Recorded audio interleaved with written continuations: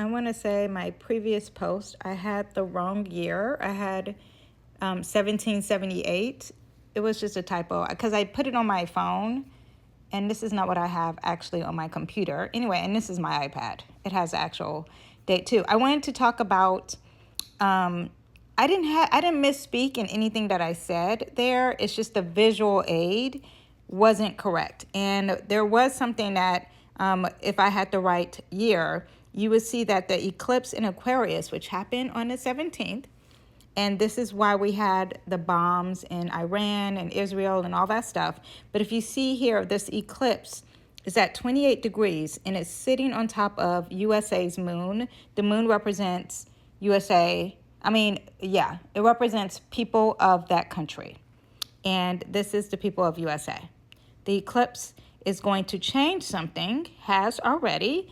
And if you see here, this eclipse is sitting next to our North Node.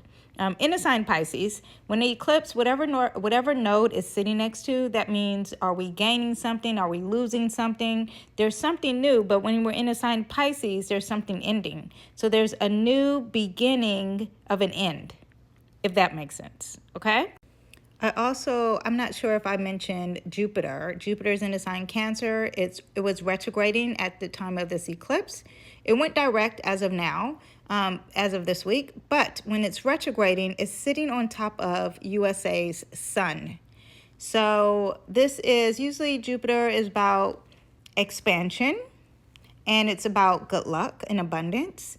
And if it's retrograding, it may not be working in the best light, especially for our identity. And that's what the sun represents when you're talking about our homeland.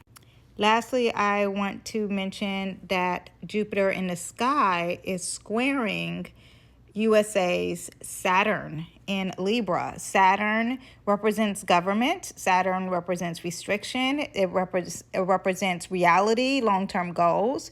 And it's in the sign Libra. Libra can represent our partnership, our allies, our open enemies.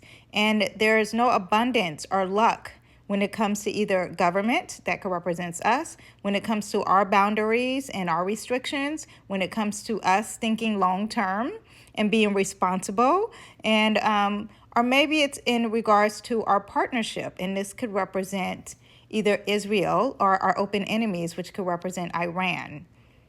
You know, just from knowing the little bits that I've heard from the news, I would think that this represents Israel. That's what I would think. I'm not sure.